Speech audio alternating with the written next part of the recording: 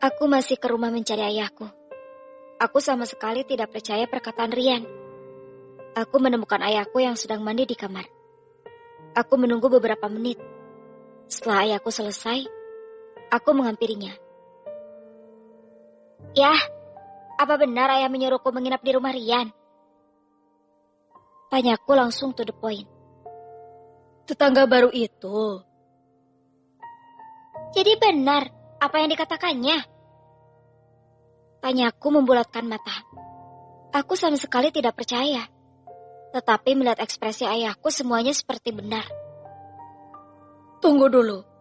Bu Fatma, tetangga baru kita, meminta izin pada ayah agar kau menginap menemani anaknya. Tentu saja ayah tidak setuju. Terlebih anaknya adalah laki-laki." Aku sedikit lega mendengarnya. Sudah aku katakan jika ayahku tidak mungkin mengizinkannya. Aku belum terlalu akrab dengan tetangga baru. "Tetapi ayah mengatakannya, kenapa tidak anaknya saja yang ke rumah menginap? Kasihan sendirian di rumah barunya." Aku sedikit kecewa mendengar perkataan ayahku. Seharusnya tidak perlu melakukannya. Rian laki-laki, harus terbiasa berada di rumahnya walau sendirian. "Kenapa ayah mengatakannya?" Tanyaku yang tidak terima. "Kau ini kenapa? Kita sebagai tetangga harus saling membantu. Jika nanti ayah ada urusan dan terpaksa pergi, kita bisa meminta tetangga untuk menemanimu," kata ayahku dengan meninggikan suaranya. "Cepat, pergi beritahu anaknya Bu Fatma untuk menginap di rumah kita," perintah ayahku. Aku melangkahkan kakiku dengan malas. Perasaanku tidak senang dengan tetangga baruku. Keluarga mereka seperti mempunyai banyak rahasia. Sejak kedatangannya, kampung kami jadi terasa aneh. Tepat di depan pintu rumah Rian. Aku mengetuk berkali-kali tetapi tidak ada sahutan dari dalam. Aku mengintip lewat jendela hitam yang terlihat samar-samar. Tetapi, tunggu dulu. Aku seperti melihat seseorang yang duduk di ruang tamu. Sialan si Rian. Dari tadi aku mengetuk tidak dibuka. Padahal dia kan ada di dalam. Umpatku penuh kemarahan. Aku mengetuk pintu dengan kencang. Berharap Rian membuka pintu. Karena tidak ada pergerakan, kesabaranku sudah habis. Aku memutuskan pergi saja dari rumahnya. Bodoh amat dia mau menginap atau tidak. Soalnya sendiri yang tidak membuka pintu. Walau aku mengetuk dengan kencang. Baru beberapa langkah Rian muncul di depanku sambil membawa sekantung makanan ringan. Aku terkejut dan mematung sesaat. "Apa ini kau, Rian?" Tanyaku sambil meraba-raba wajahnya dan tubuhnya. Aku takut. Bagaimana jika dia sama seperti adikku yang aku lihat berubah? "Kau ini kenapa? Barusan dari rumahku." Aku mengangguk masih dalam keadaan terkejut. Tetapi aku melihat bayangan Rian di belakang. Berarti Rian yang berdiri di depanku adalah Rian yang asli. "Aku baru saja dari rumahmu. Aku pikir kau berada di dalam. Aku melihat seseorang di dalam," kataku terus terang. "Seseorang siapa? Aku mengunci rumahku. Tidak ada orang di dalam," kata Rian sambil memperlihatkan kunci rumahnya. Rian melangkah dan buka pintu kemudian berkata, "Lihat, tidak ada siapa-siapa. Mana ada seseorang di rumahku." Aku melihat ke dalam rumah Rian. Benar, tidak ada siapapun di sana. Mungkin aku hanya halusinasi. Tetapi orang tersebut terlihat jelas. "Kau mau masuk?" tanya Rian yang membuat aku sadar dari lamunanku. "Tidak perlu. Jika kau sudah selesai beres-beres, langsung ke rumahku sebelum maghrib. Jika terlambat, aku tidak akan membuka pintu," kataku kemudian berlari menuju rumahku. Aku menutup rapat pintu rumahku. Seseorang yang berada di rumah Rian barusan membuat pikiranku tidak tenang. Bagaimana jika dia makhluk tak kasat mata? Aku sudah mengetuk dengan keras dan tidak sopan. Dia pasti akan mencariku. Gumamku penuh kekhawatiran. Louis, kau sudah memanggil anaknya Bu Fatma? Ayahku berteriak ketika melihatku berdiri mematung di belakang pintu. Sudah ya. Kau tidak perlu menutup pintu. Dia bisa tersinggung nanti. Aku kembali membuka pintu. Adikku Idar datang menghampiriku. Kakak punya uang 50.000 kan? Untuk apa? Aku mau membayar uang kelompok. Besok terakhir pengumpulan dana. Kata adikku dengan lemah. Dia sangat tahu betul jika aku tidak punya uang. Apalah dayaku yang hanya mengandalkan pertanian sebagai lahan pencari uang. Nanti aku tanya ayah, mungkin dia masih punya uang. Kataku walau aku tahu ayahku juga tidak punya uang. Aku yang mengolah keuangan. Setiap ayahku mendapat uang, dia berikannya padaku. Oke kak, aku dengar juga jika Pak Imam meninggal, mayatnya bergerak sendiri.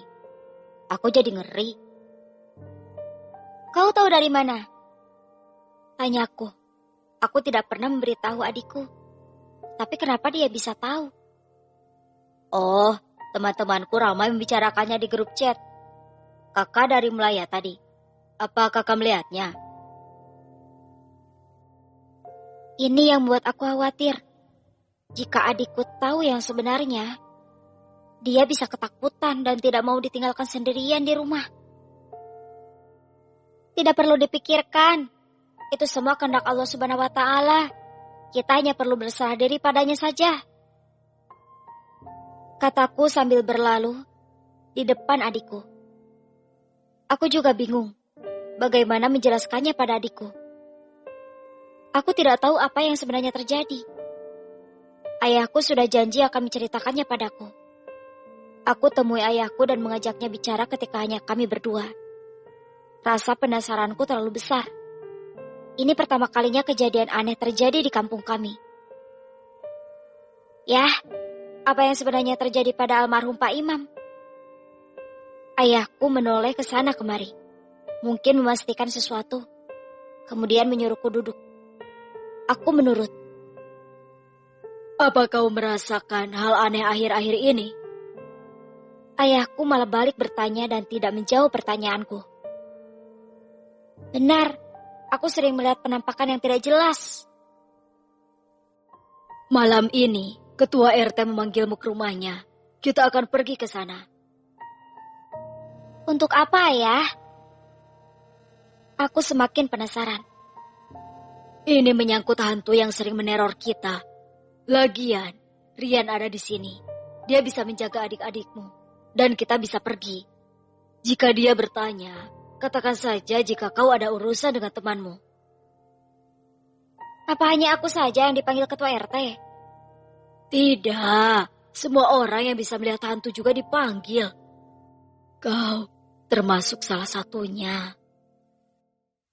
Kata ayahku yang memperkecil suaranya. Tapi ayah, aku takut. Bagaimana jika terjadi sesuatu pada keluarga kita? Ana pernah memperingatkan padaku untuk tidak ikut campur. Ayah tahu kan, mata batin Ana jauh lebih kuat dariku. Dia bisa melihat kejadian yang akan datang.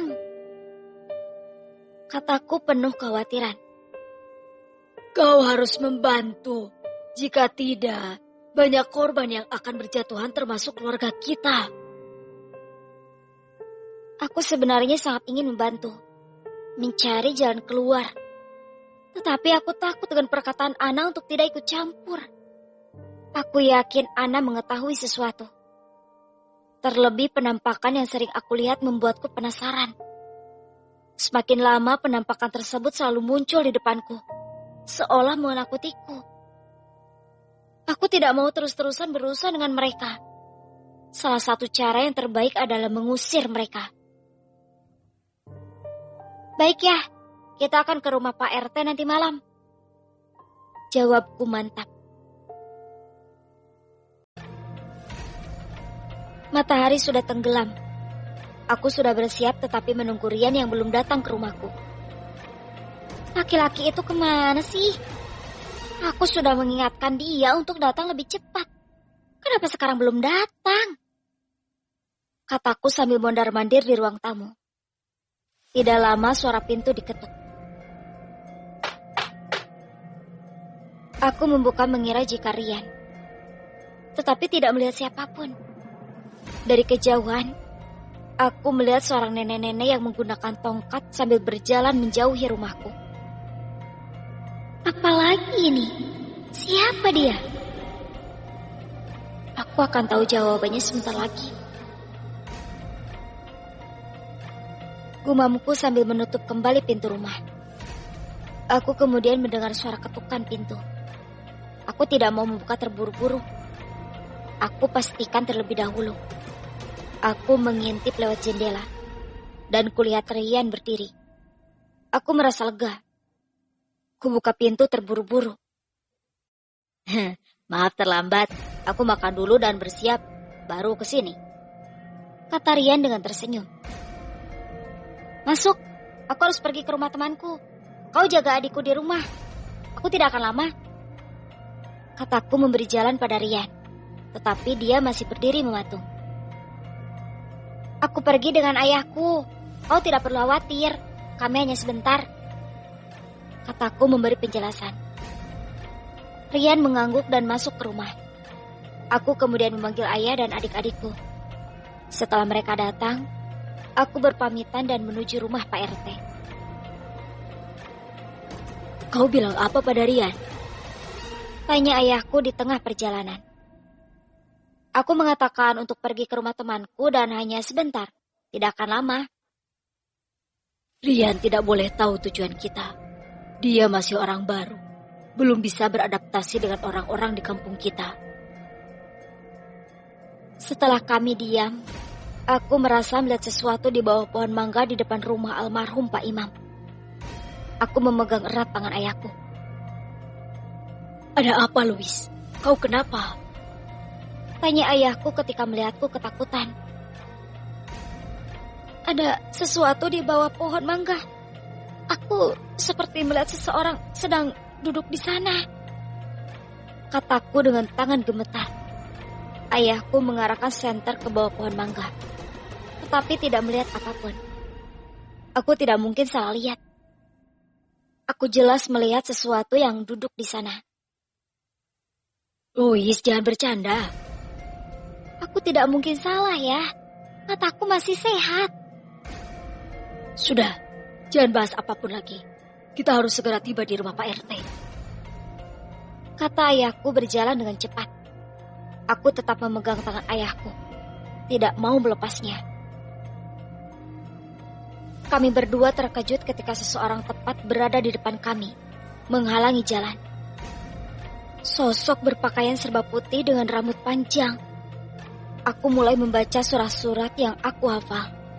Saking takutnya bacaanku terbalik-balik. Ayahku menyena di senter ke orang tersebut. Seketika dia menoleh ke arah kami berdua dengan memperlihatkan gigi yang putih dan mata putih. Suara tertawa yang khas seperti kuntilanak.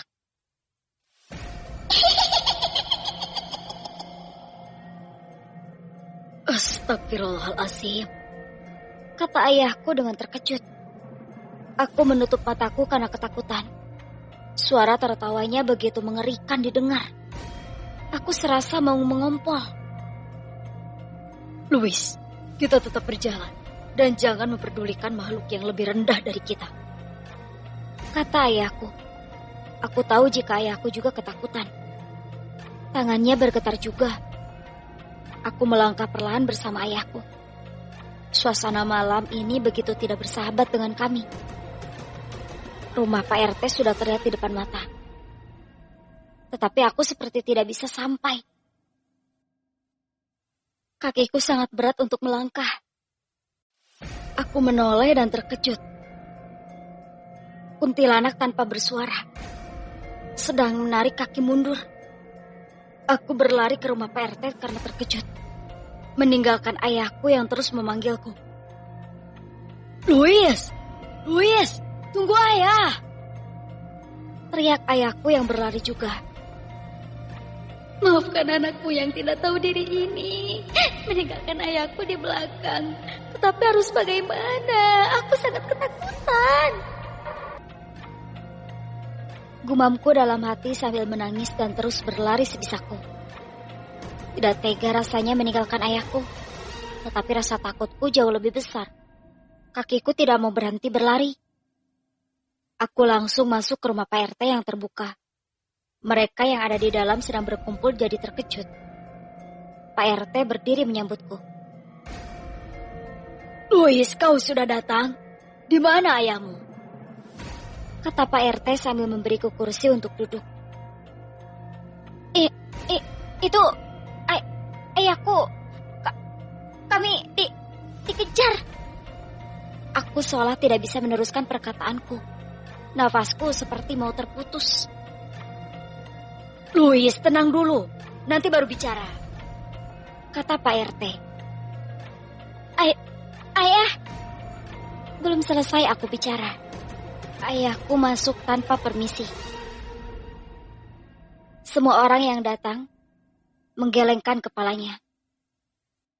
Tidak anak, tidak ayahnya. Datang-datang langsung masuk, tidak mengetuk pintu. Kata orang yang duduk. Pak RT dan istrinya hanya menggelengkan kepalanya. Mereka tidak habis pikir dengan tingkahku dan ayahku. Pak Tamrin, kenapa berlari? Apa ada yang kejar atau bagaimana? Atau jangan-jangan Pak Tamrin sama Louis main kejar-kejaran? Tanya Pak RT yang kini menghampiri ayahku. Kun. Kata ayahku terpotong. Kun apa sih Pak? Kami semua tidak mengerti.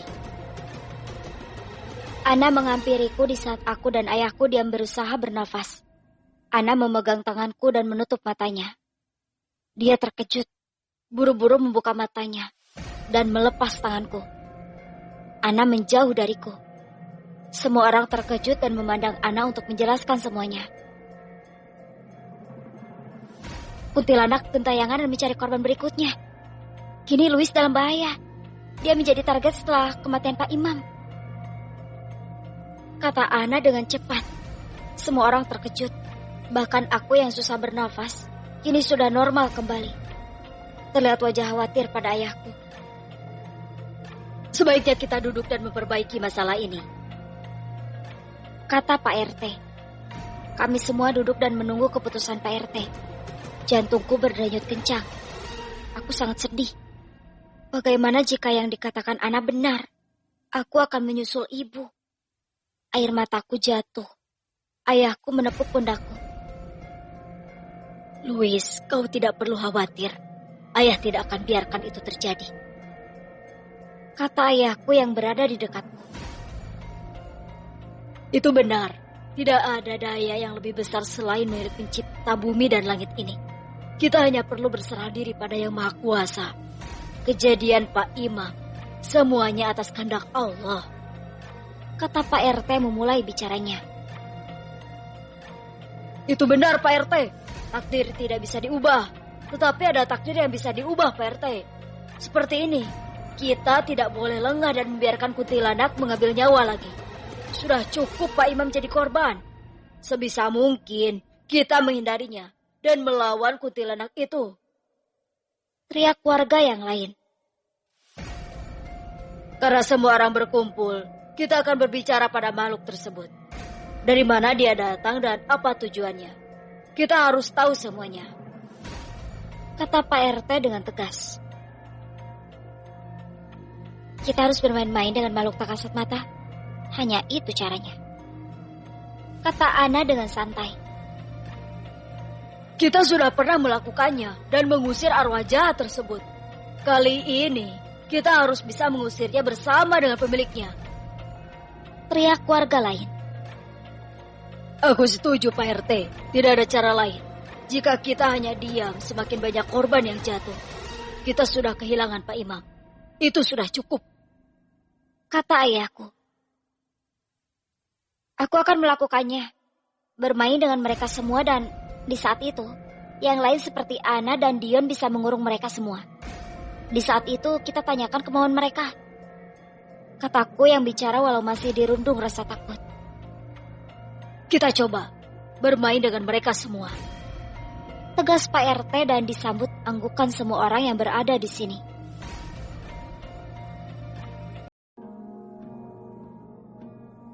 Kami memulai melakukan ritual yang diperintahkan Pak RT. Darah ayam kampung dan daging mentah berada di depanku. Walau ini bukan yang pertama kalinya kami lakukan, tetapi terasa tegang dan takut yang menyelimuti. Orang yang sama seperti di kampung ini, terdapat 5 orang. Dion, Fani, Rahmat, Ana, dan aku. Kami berlima mempunyai keistimewaan yang berbeda-beda, tetapi saling membantu sesama. Kami membentuk lingkaran dan mulai memejamkan mata. Pak RT dan warga yang datang mundur, membiarkan kami berkomunikasi dengan penjaga kampung. Tidak lama, angin bertiup sekencang mungkin hingga membuat semua orang menutup matanya dengan tangan. Setelah tiupan angin berlalu, suara anjing bergonggong di dekat rumah Pak RT. Tidak lama datanglah sosok yang kami panggil. 2 orang. Yang satu berjubah hitam dan yang lain berjubah putih. Mereka datang dengan senyum yang mengerikan. Kalian datang kepada kami. Katakan apa yang terjadi. Kata seorang laki-laki berjubah hitam. Kami membuka mata setelah mendengar suaranya. Hanya kami berlima yang bisa melihatnya. Semua orang yang datang masuk ke ruang lain agar tidak mengganggu kami. Kami akhir ini mendapat ancaman dari arwah yang tidak dikenal. Kampung ini milikmu. Mereka tidak akan masuk tanpa izinmu. Kata Dion yang memulai percakapan. Apa maksud kalian adalah kuntilanak perempuan yang sering gentayangan di kampung ini? Tanya seorang perempuan yang berjubah putih. Benar, katakan pada kami apa mau mereka. Kata Dion kembali. Jangan bermain dengan kami. Dia bukan hantu baru di kampung ini. Bahkan sudah bertahun-tahun lamanya. Tidak ada hantu baru yang berani masuk di sini.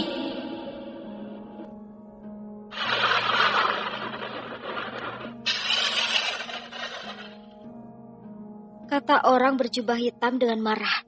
Bahkan petir terdengar keras setelah perkataan orang yang berjubah hitam. Kami tidak bermaksud membuat kalian marah. Tetapi aku pernah diganggu oleh hantu yang menyamar menjadi adikku. Apa itu adalah ulah kuntilanak tersebut? Tanyaku. Aku memberanikan diri kali ini. Mengingat kejadian aneh tersebut bisa saja terulang. Banyak hantu masuk di kampung ini. Aku sendiri tidak bisa menghitung berapa jumlah mereka. Tetapi setelah kedatangan orang baru di kampung ini, banyak makhluk tak kasat mata datang ke sini bergantian. Kami kewalahan dan memutus untuk membiarkan mereka masuk. Jika tidak membiarkan mereka masuk, kami bisa jadi korban. Dan kampung ini akan menjadi kampung hantu selama-lamanya. Kata perempuan yang berjubah putih. Kalau begitu biarkan kami melakukan komunikasi dengan hantu yang memakan korban. Kata Rahmat. Kami semua mengangguk, menyetujui perkataan Rahmat. Mereka yang menggunakan jubah saling memandang satu sama lain. Kami akan membiarkan kalian bertemu dengan mereka, tetapi kami tidak akan menanggung konsekuensinya. Jika kalian tetap berniat, kami akan membantu untuk menemuinya. Tidak mudah yang kalian pikirkan. Kalian bisa terjebak di sana dan tidak akan pulang untuk selama-lamanya. Kata pria yang berjubah hitam. Perasaanku tidak enak. Bagaimana jika aku tidak bisa kembali? Ayah dan adikku pasti tidak akan terima. Siapa yang akan mengurus mereka? Ingin aku mundur tetapi Ana tiba-tiba menyahut. Kami akan tetap melanjutkannya. Bawa kami padanya. Kami akan mencari jalan menemukannya dan jalan untuk pulang. Kata Ana dengan mantap. Aku memandang Ana. Kita sama saja menyerahkan diri pada makhluk hantu itu. Apalagi mereka mengincarku sekarang. Dia tidak akan mau melepaskanku nanti. Tutup mata kalian dan hirup semua udara yang ada di sekitar kalian. Rasakan dan terus rasakan. Aku akan membawa kalian ke tempat kuntilanak. Kata orang berjubah hitam dan disambut penutupan mata oleh kami semua.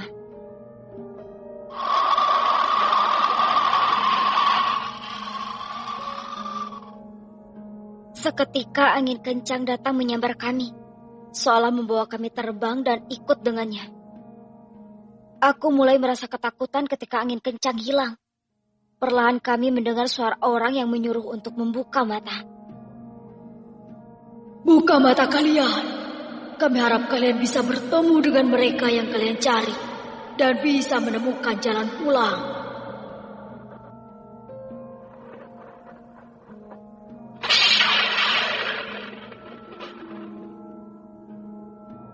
Suara tersebut hilang dan disambut petir yang menyambar. Entah kami terdampar di mana. Aku mulai berdiri karena saat ini aku merasa berada di hutan. Pohon-pohon yang tidak berdaun menyambut kedatangan kami dan kabut di malam hari. Ana, kau yakin mau melanjutkannya? Padahal aku ingin mundur tadi. Kataku pada Ana. Aku juga sama denganmu, Louis. Tadinya aku mau mundur. Ana menyahut mengiyakan. Kata Dion yang kini melihat-lihat sekeliling. Kalian jangan salahkan Ana. Dia pasti mempunyai alasan di balik semua ini. Kata Rahmat. Katakan, apa alasannya? Kata Fanny yang menyahut padahal dari tadi dia juga diam. Aku bisa melihat kita akan habis di tangan mereka karena mundur di tengah jalan. Hal ini yang tidak disukai penjaga kampung memanggil mereka selalu mempermainkannya. Kata Ana yang membuat kami mengangguk. Benar, jika kita memanggil penjaga kampung, tidak boleh mundur apapun masalahnya dan tetap berjalan. Jika tidak, kami bisa jadi santapan bagi mereka. Itu sudah konsekuensi yang harus kami patuhi sebelum memanggil mereka. Dan sekarang kita juga menyerahkan nyawa pada kuntilanak yang tidak jelas ini. Kata Fanny lagi. Kita hanya perlu mencari kuntilanak itu dan bicara padanya. Setelah itu, cari jalan pulang. Kata Dion sambil berjalan. Kami semua mengikuti Dion, mencoba mencari kuntilanak. Baru saja berjalan, sosok yang tidak jelas berada di depan kami. Hanya tubuh tanpa kepala. Bahkan darah segar di lehernya masih terlihat. Dia menatap kami dan memegang tangan Ana dan tanganku. Aku menjadi panik. Apalagi tangannya sangat tajam membuat diriku kesakitan. Lepaskan tangan temanku! Kami tidak ada urusan denganmu! Teriak Fanny yang berada di belakang Rahmat. Kalian datang ke sini berarti mengantarkan santapan padaku. Tidak, lepaskan aku. Aku tidak mau dan tidak akan menjadi santapan bagimu. Kataku berusaha memberontak. Kalian pikir bisa lepas dariku dengan mudah? Kalian semua datang dan membawa diri kalian padaku.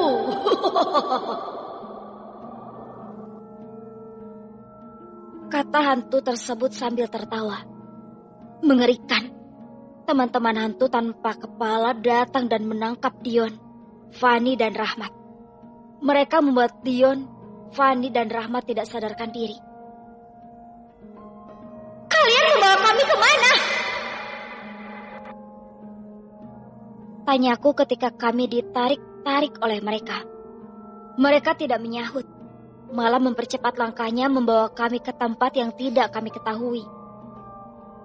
Seketika dua orang hantu datang dengan mata yang keluar seperti pernah dicongkel. Dia berkelahi dengan anak buah hantu tak berkepala. Aku tidak mengerti. Kemudian hantu tersebut menarikku dan membawaku pergi dari sana. Aku terpisah dari teman-temanku. Teriakan Ana memanggilku terdengar, tetapi tidak lama suaranya menghilang.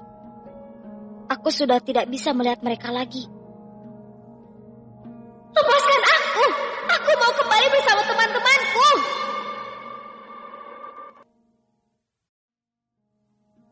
Teriakku memberontak. Tetapi genggaman hantu ini sulit dilepaskan. Aku kewalahan, bahkan tenagaku sudah terkuras habis. Jika kau memberontak terus-terusan, energimu akan cepat habis. Jadi sebaiknya diam dan lihat saja. Aku membawamu kemana? Kata hantu yang matanya keluar. Tidak ada pilihan selain menurut. Setelah energiku pulih, aku akan melawan dan kabur darinya.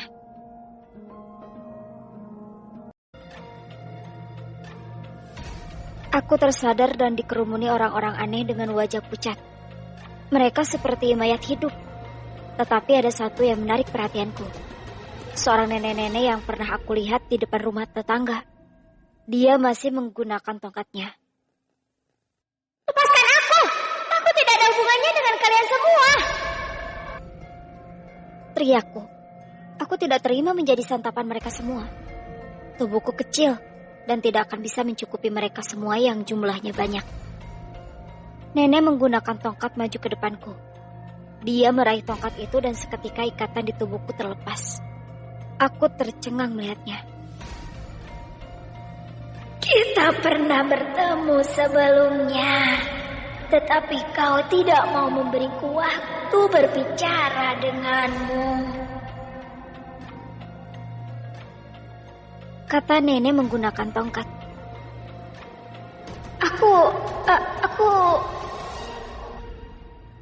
Aku serasa tidak bisa menjawab. Lidahku keluh. Tenang, nak. Kami hanya butuh bantuanmu. Kami semua di sini adalah arwah yang tidak bisa tenang akibat pembunuhan yang dilakukan saudara kami. Tolong bantu kami. Aku seolah tidak menyangka. Justru makhluk mereka yang meminta pertolongan padaku. Padahal aku yang membutuhkan bantuan kali ini. Maaf, Nek. Aku tidak bisa membantu. Aku saja sedang kesulitan saat ini. Aku terpisah dengan teman-temanku. Aku tidak tahu bagaimana keadaan mereka saat ini. Lagian, aku tidak mungkin membantu kalian semua. Jumlah kalian ratusan. Kataku menolak. Jika kau tidak mau membantu, kami juga tidak akan membantumu.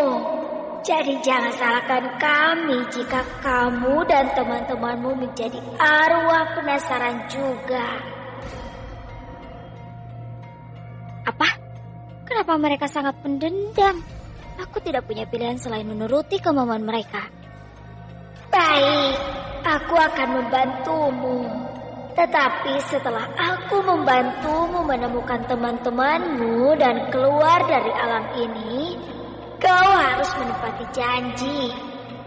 Jika tidak, kami akan terus meneror keluargamu dan tidak membiarkanmu hidup tenang sampai kau membantuku. Kata nenek tersebut. Aku tidak suka ingkar janji, jadi kalian tenang saja. Setelah masalahku selesai, aku yang akan membantu kalian. Kataku mantap, walau diriku juga ragu bisa membantu mereka semua. Kami akan mengantarmu bertemu dengan teman-temanmu. Tutup matamu, dan ketika kami menyuruhmu membuka, baru kamu membukanya. Kata nenek dan aku pun mengikutinya. Tidak lama suara mengerikan terdengar. Tetapi aku tidak merasa diriku di bawah. Aku tetap menutup mataku sampai suara yang sangat keras datang. Buka matamu dan belok kanan. Teman-temanmu berada di sana. Jika kau ingin kembali, cari hutan di mana kamu sebelumnya berada. Setelah suara tersebut hilang, aku mulai membuka mata. Aku serasa berada di pemakaman. Banyak makhluk yang melihatku dengan tatapan yang sulit diartikan. Aku berjalan pelan dan mengabaikan semua makhluk yang berada di sekitarku. Tidak lama aku tidak melihat jalan apapun lagi. Aku mulai bingung. Aku disuruh untuk belok ke kanan, tapi tidak ada jalan satupun di sana. Aku berhenti sesaat, mencari jalan keluar. Aku melihat satu hantu lewat di depanku. Aku mulai mengangkat tanganku, ingin bertanya padanya. Walau aku takut, tetapi aku harus berani daripada berada di sini terus-menerus. Permisi Bu Hantu, aku mau bertanya. Aku mau berbelok ke kanan, tetapi tidak melihat jalan di sini. Kataku berusaha menutupi ketakutanku. Dia menatapku dengan pandangan mengerikan. Aku jadi khawatir. Bagaimana jika dia menerekamku di sini? Habis aku. Kau hantu baru di sini. Kenapa tidak bisa melihat jalan? Tanyanya dengan tatapan mata mengerikan. Aku tidak tahu harus berbicara apa. Bagaimana jika dia tahu aku bukan hantu? Pasti aku menjadi rebutan untuk santapan. Iya benar, aku hantu baru. Makanya meminta bantuan pada hantu senior di sini. Kataku dengan ekspresi seolah meniru hantu. Kau lihat kuburan yang di sana. Kata hantu tersebut tanpa menunjuk dengan tangan. Hanya wajahnya yang bergerak.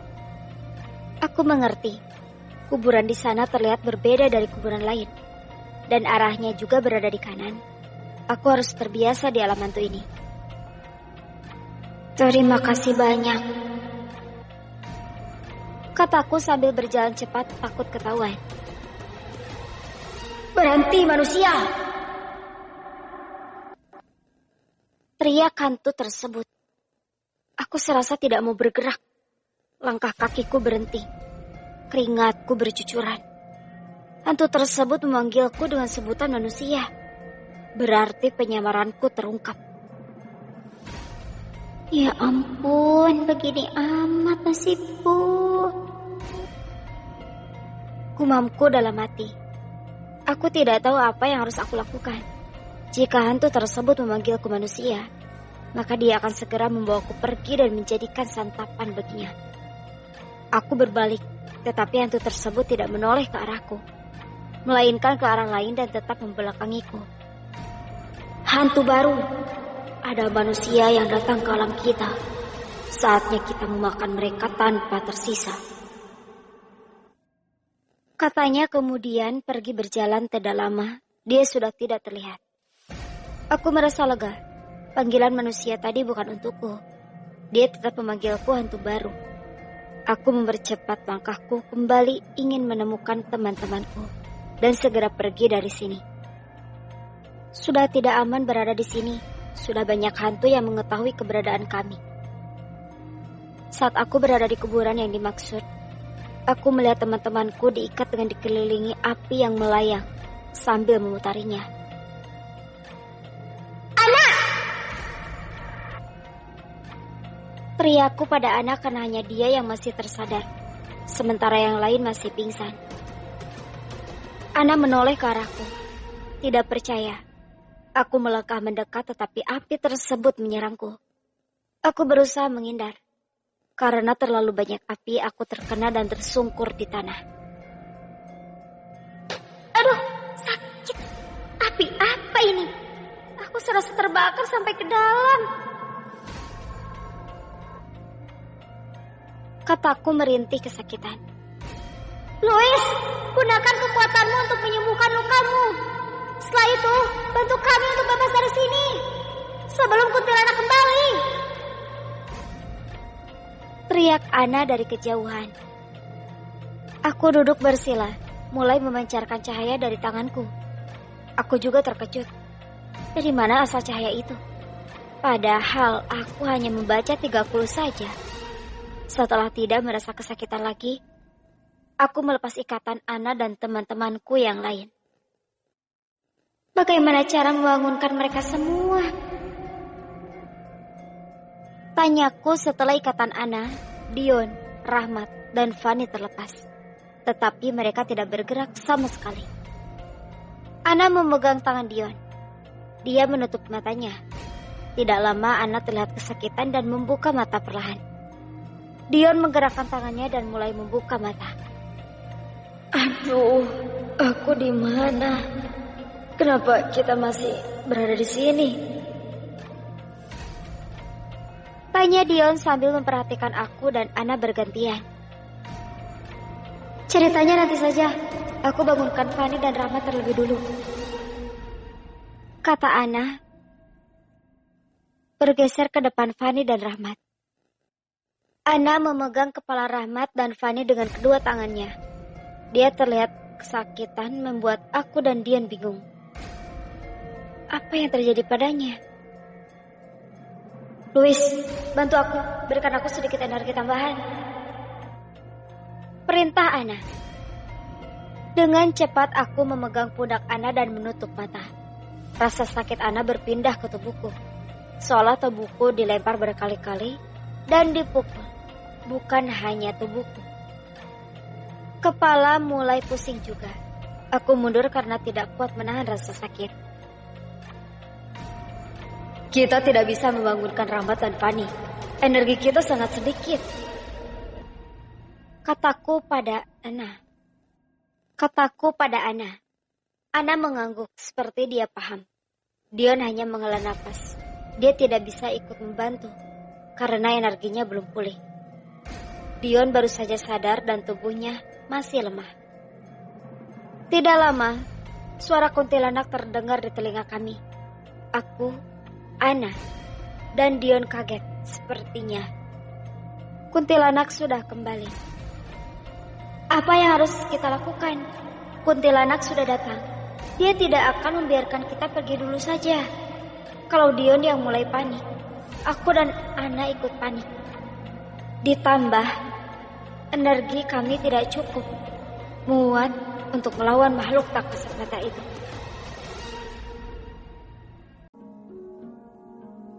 Kuntilanak sudah datang. Dia sangat marah ketika melihat tawanannya tidak ada. Dia murka membuat petir terus menyambar di langit.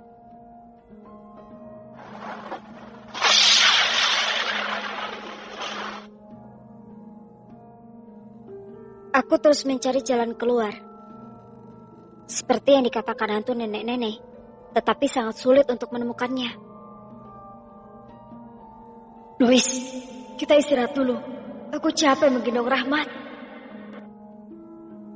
keluh Dion. Aku juga capek. Kau pikir Fani tidak berat? Kali ini Ana yang mengeluh. Harus bagaimana lagi? Terpaksa kami membawa paksa Fani dan Rahmat dalam keadaan tidak sadarkan diri. Jika tidak, kami bisa ketahuan oleh kuntilanak. Oke, kita istirahat, tetapi hanya 5 menit saja. Takut si kuntilanak mengetahui keberadaan kita, kataku sambil duduk melepas lelah juga. Aku pikir semudah itu mencari tahu apa yang dimau kuntilanak tersebut. Ternyata sangat sulit, kata Ana. Apa yang kuntilanak itu katakan? Tanya Dion. Aku juga tidak tahu, karena aku dibawa kabur hantu nenek-nenek. Sementara Dion, Fani, dan Rahmat tidak sadarkan diri. Jadi hanya Ana yang berurusan dengan kuntilanak. Aku sudah bertanya padanya apa yang dia mau. Dia hanya menjawab kita semua yang diincar, kata Ana yang semakin membuat aku penasaran. Untuk apa sih Kunti mengincar kita? Aku bicara baik-baik padanya, tetapi dia seperti menyepelekan perkataanku. Lanjut Ana. Aku pikir kita bisa menyelesaikan masalah ini. Ternyata apa yang kita lakukan salah, kata Dion seketika. Tidak, kita harus keluar dari sini sebelum semakin banyak hantu yang menyadari kedatangan kita. Kita bisa diperebutkan mereka semua. Kataku tidak mau berlama-lama di kampung hantu yang tidak aku kenal. Jalan pulangnya bagaimana, Louis? Tanya Dion. Aku tahu, kita tinggal menemukan tempat di mana kita pertama kali datang. Kataku dengan yakin, karena itu yang dikatakan hantu nenek-nenek tersebut. Kau yakin itu jalan pulangnya? Dion seperti tidak percaya padaku. Nanti aku jelaskan, tetapi kali ini kau harus percaya padaku. Kataku sambil menoleh mencari jalan berikutnya.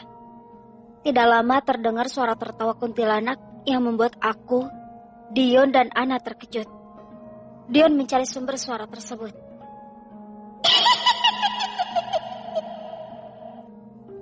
Kita ketawa si Kunti. Kita harus segera pergi dari sini, kata Dion setelah mencium bau kuntil. Bagaimana dengan Rahmat dan Fani? Dia belum sadarkan juga, kata Ana yang mulai panik. Tinggalkan saja dia, salah sendiri tidak sadarkan diri, kata Dion yang sudah berlari lebih dulu. Dion, kita tidak mungkin meninggalkannya di sini. Kita tidak akan kembali jika tidak membawa mereka. Ingat, tubuh kita saling terikat. Teriakku yang menghentikan langkah Dion. Kini Dion kembali. Lalu harus bagaimana? Mau ditangkap kuntilanak lagi? Tanyanya dengan suara tinggi. Bawa dia, aku akan cari jalan keluarnya. Kataku walau diriku belum tahu harus berjalan kemana. Ana mulai menggendong Fani, dan Dion menggendong Rahmat. Aku sebagai penunjuk jalan, walau tidak menggendong siapapun, aku yang mempunyai tanggung jawab besar. Kita jalan lurus saja. Aku seperti pernah melalui jalan ini, kataku dengan berani. Dion dan Ana mengikuti di belakang. Ternyata feelingku benar. Kami akhirnya sampai di hutan yang pertama kali kami membuka mata. Akhirnya kita sampai juga. Cepat kita ke sana, kata Dion yang berlari lebih dulu. Aku menyusul Dion.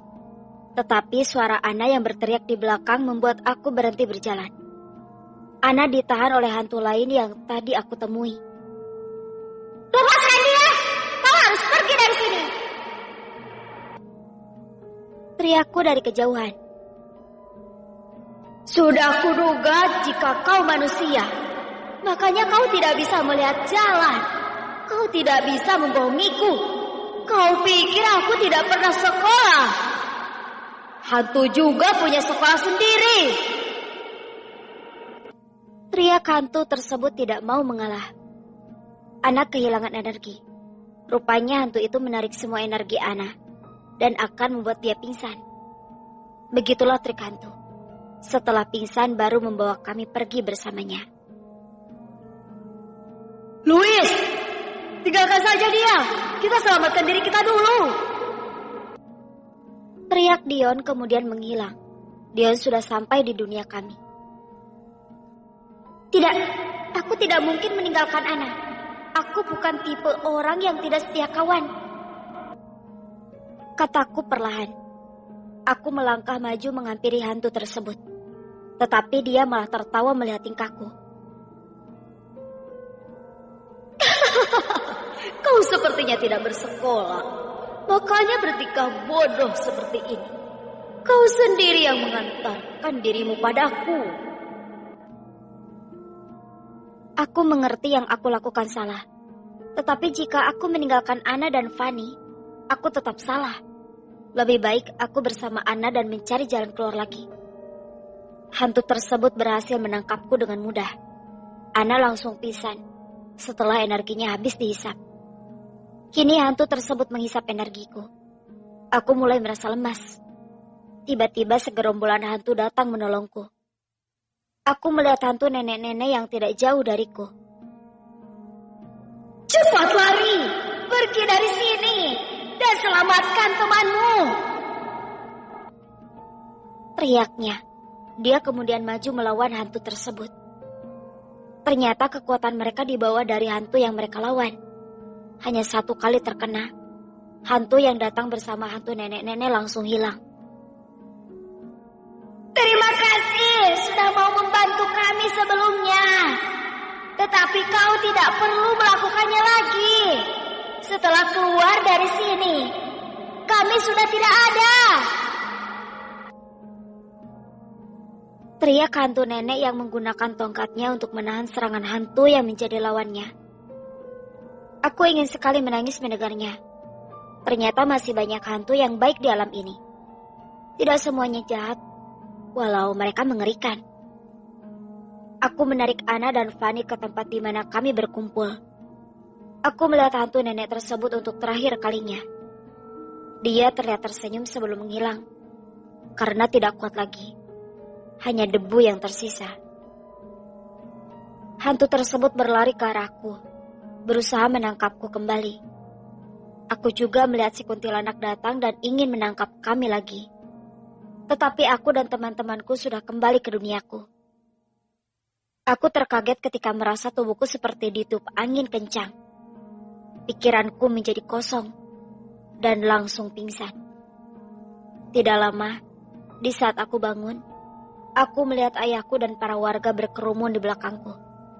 Aku juga melihat Dion dan Rahmat. Louis, kau selamat, kata ayahku sambil memelukku. Aku tidak bisa menahan air mataku jatuh. Aku pikir tidak akan bertemu ayahku dan adik-adikku.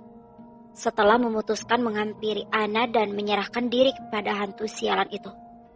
Siapa sangka, perbuatan baikku dibalas oleh hantu yang baik. Louis tidak apa-apa ya, ayah tidak perlu menangis, kataku sambil menghapus air mata ayahku. Sepertinya ayahku sudah menangis dari tadi. Matanya bahkan sudah sembab. Maafkan aku, karena kalian hampir saja menjadi korban, kata Pak RT dengan rasa bersalah. Benar Pak RT, tidak semua masalah diselesaikan seperti ini. Kan tidak semua hantu mau berdamai dengan kita. Terlebih dia hantu yang suka mengambil tumbal. Jika dia mau berdamai, dia pasti akan mengajukan syarat yang membuat dia untung, kata ayahku. Bersambung. Episode ini telah usai. Terima kasih telah mendengarkan.